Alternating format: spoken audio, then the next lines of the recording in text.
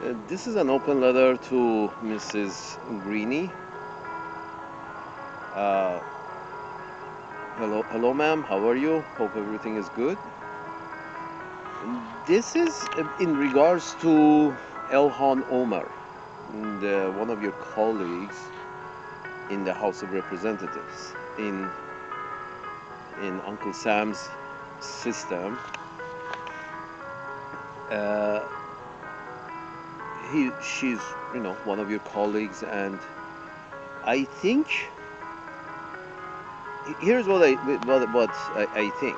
What I think, I could be wrong. There is no guarantee that I'm right. Uh, it's just a thought I like to share with you. Here's the thing. First of all, Mrs. Omar is a representative of the Somalis, which, you know, with the help of Uncle Sam's managers, have been relocated from Somalia to Minnesota, I guess, wherever she's a representative of. Uh, yes, they were willingly happy to relocate to Uncle Sam's land, and just like me, they're very grateful. But here's the thing. So that's her case. She's a representative of a large group of people that Uncle Sam's managers have helped relocate to Uncle Sam's land, which is specifically Minnesota. So her case is that's what she is. She's not representing Somalia. She's representing Somalians in Minnesota. However, I have a question for you. What if she was? What if, not she, what if somebody else, somebody called Abdul,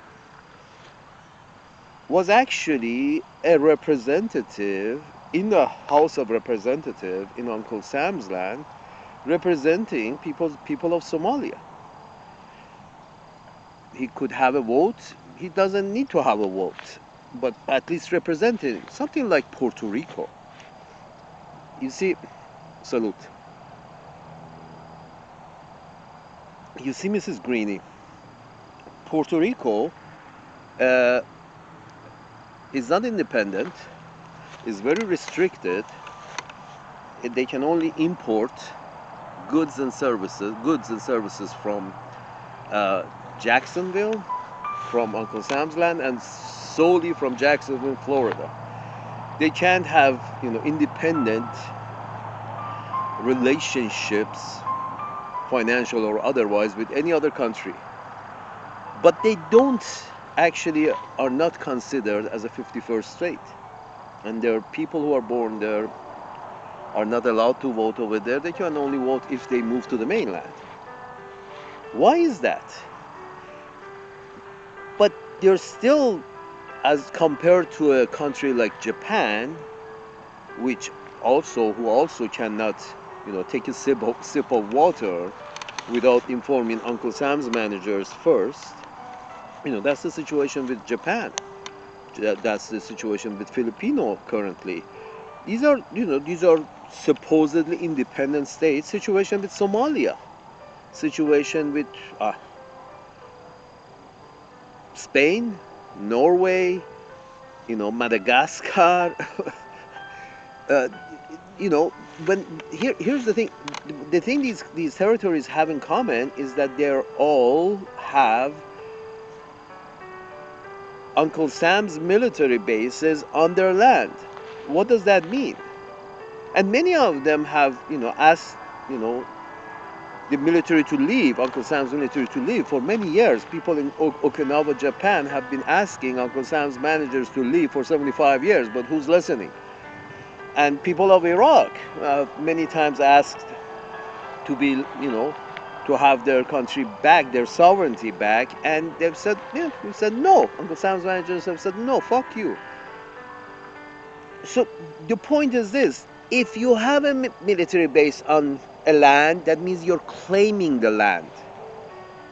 If you have a military base on a land, which is far more powerful than the natives' military establishment altogether, that means you're claiming the land for yourself. In case of Japan and Filipino, you say we won these lands fair and square in a war. So we consider them as our territories, so we have put military bases on them. Fine. But the question is, should they have representation in a house that makes a lot of laws that they have to abide by as well? Should they have representation? Should these territories that you claim, that Uncle Sam's managers claim for themselves, do these territories have a representation in the House of Representatives? You know, the kind of representation that you see from Israel, for example. Israel is also supposedly not a 51st state, but Israel has a lot of representation in the House and in the Senate, and it's all overt. There is no some covert going on, but most of it is overt. It's sort of like greatest allies. Okay, they have representation, but why doesn't Somalia have representation? Not Ilhan Omar, but the real Somalians have their own representation in the House of Representatives in the United States. Because you're claiming the land. You have, wherever you have military bases, here's the thing, ma'am. Wherever you have military bases, that means you're claiming that land as your own. That's the thing with military bases. Because, Spain doesn't have a military base in Uncle Sam's land, but Uncle Sam has a handful of military bases in Spain. So decisions that the Spanish make is with consideration to Uncle Sam's big junk on their land. Lots of military bases on their land.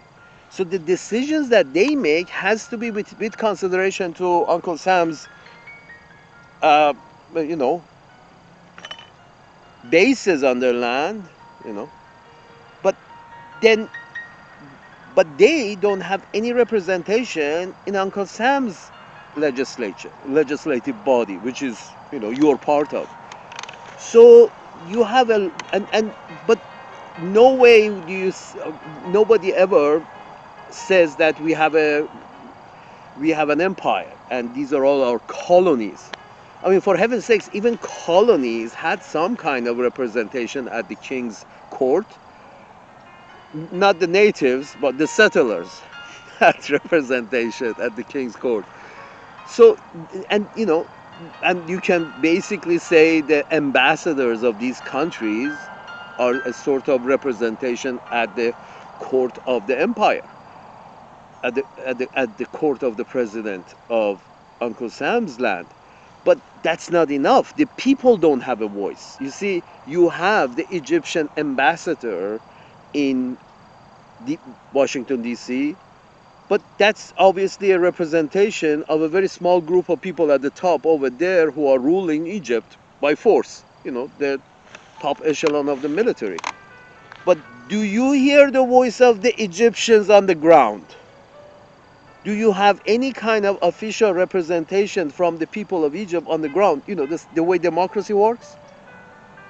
The way democracy works is, you have representation from the people, not the rulers of the people, but the people at the king's court. Or the president's court or the prime minister's court. That's how democracy works. But you don't have any representation from Japan in the House of Representatives in Uncle Sam's land. Although, obviously Japan is a territory. You consider Japan as your territory. People of Japan are more or less subject to your laws. The whole idea of when we sanction somebody, you have to sanction them too, because you abide by our laws. Many times this has happened in terms of South Korea.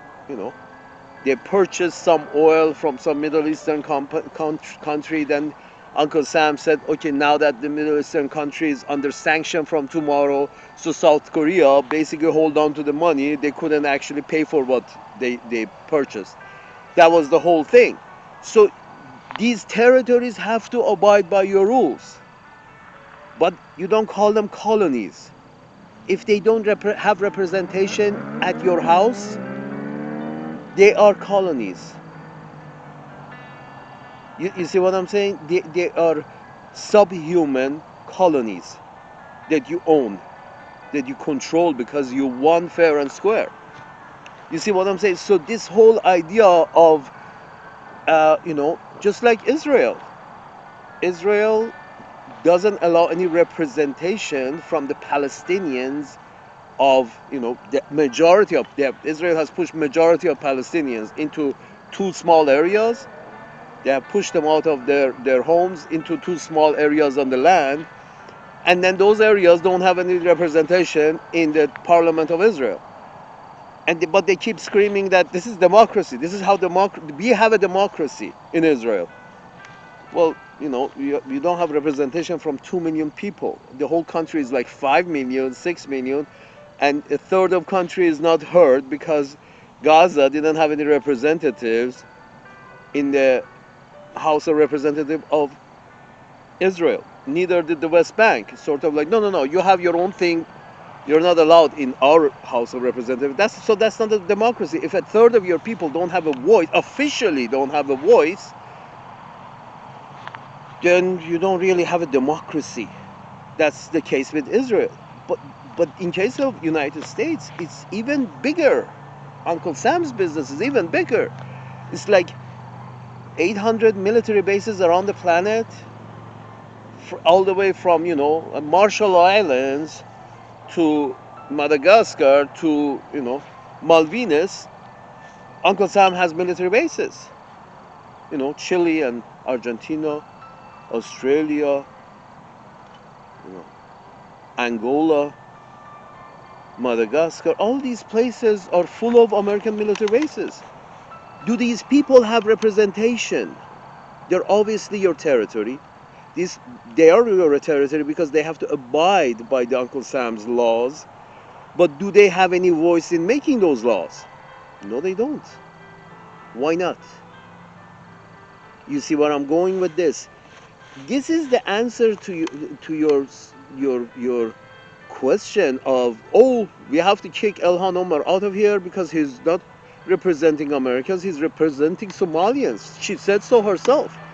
She didn't say that exactly, but what I'm trying to establish here, first of all, she's representing the Somalians who have been living in Minnesota for two, 3 generations. But the point is this: what if she was? What if somebody, isn't it correct? Isn't it right to have somebody,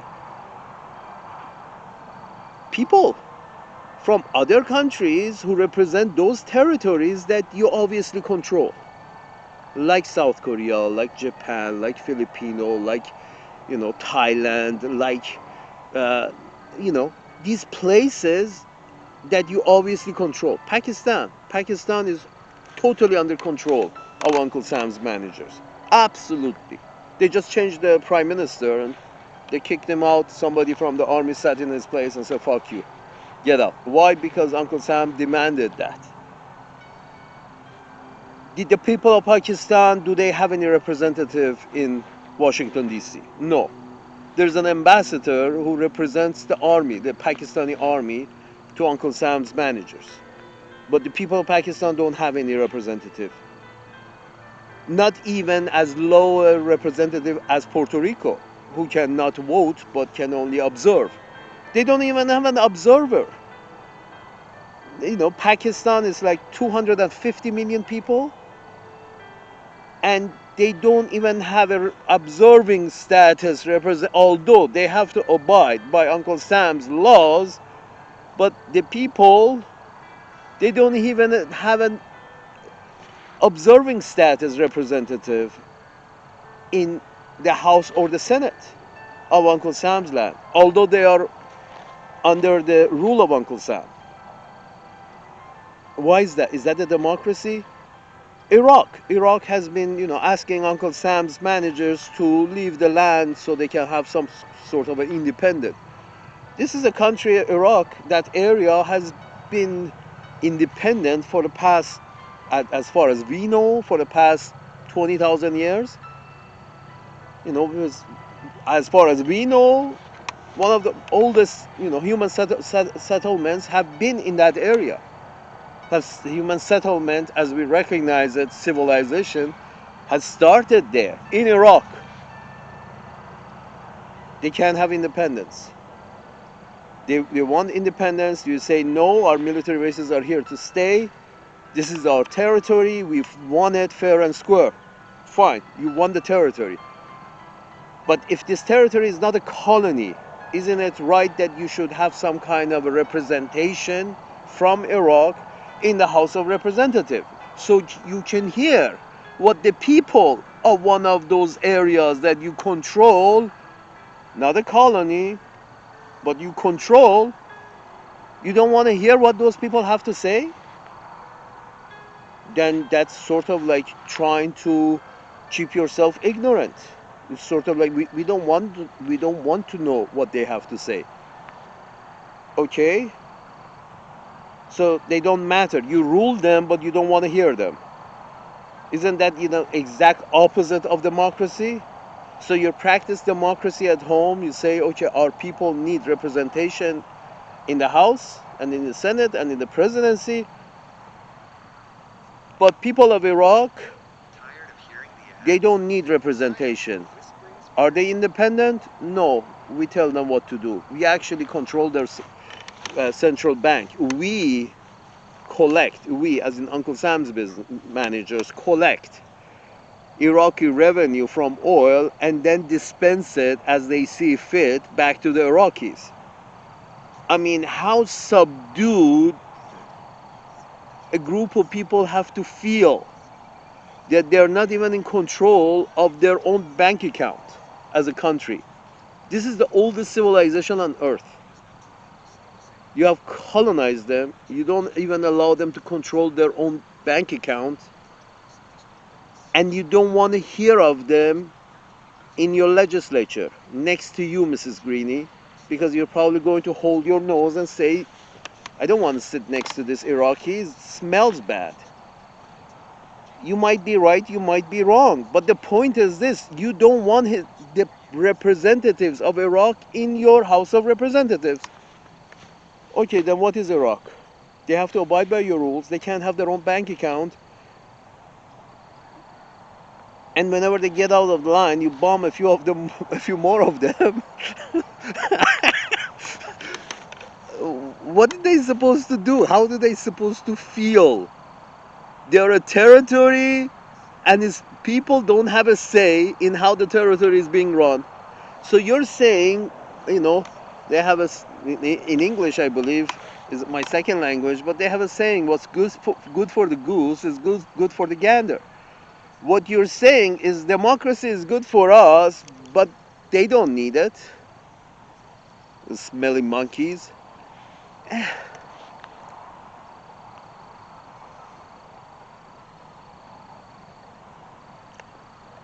It's as simple as that. The idea is that you're in control of their destiny and you don't even want to hear what the people have to say. You're in control of their destiny, but you don't have a representative from them. Doesn't that seem a little odd to you? When I say you're in control of their destiny, is sort of like Japan and South Korea are the first trenches against, a supposed foe of Uncle Sam's managers, which is supposedly, foe, competitor, foe. Suddenly, you people from one decade to the next decade, you change your tone. Last decade, it was a competitor. This decade, it's a foe. Next decade is an enemy, and the decade after that is, evil. Anyway, my point is this, Mrs. Greene. If you truly believe in democracy, and you understand that when you have your military bases on somebody's land, if you want to keep those bases, you have to. That means you're saying that we are in control here. We won this territory fair and square. This is our territory now. Fine. But if you don't want to be perceived as the Lord ruling the peasants, you need to have representatives from the peasants in your court to hear at least what the peasants have to say. their issues and their problems and their wants and needs and all of that. The same what representatives do in a democratic system. They are the voice of the public at the heart of the system. Well, Iraqis are being run under your system. They have become part of the territory of the empire. Do they have a voice in the House or the Senate? Do they have any voice anywhere? You see where I'm going with this? But you're basically saying no, no, they don't need a voice. Well, you see that's the problem. You're not hearing them. You're not hearing the people, and then you keep putting different tags on them that these people are backwards and low and smelly and uneducated and crazy and backwards and this and that, and then at the end, oh, okay, last label, terrorist, shoot him. That's what happens. It's sort of terrorist is the last label after all of that, lazy and stupid and subhuman and smelly, and after all of that comes the last tag on these people who are not you, who don't have any representation in the House, Uncle Sam's legislature.